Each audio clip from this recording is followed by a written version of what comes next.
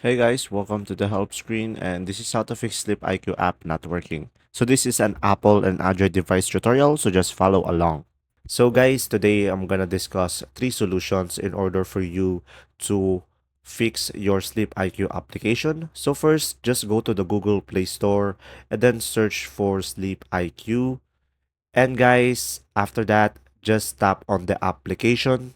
And then from here, just make sure you are running the latest version of the app. And when the application have an update, you should be able to update it over here.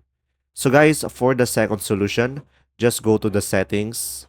And then here on the settings, just go to the apps. And then from here, just try to find Sleep IQ.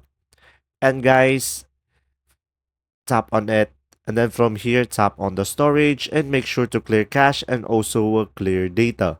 And then from there guys, you should be able to fix this issue. And for the third solution guys, is reinstalling the application. So first, uninstall the application on your device. And then after that, guys, once it is uninstalled on your device, you can just go ahead and go back to your Google Play Store and install the application again. And then from there, guys, you should be able to have a working Sleep IQ application. And there you go. If this video was helpful, please like and subscribe. And thanks for watching. See ya!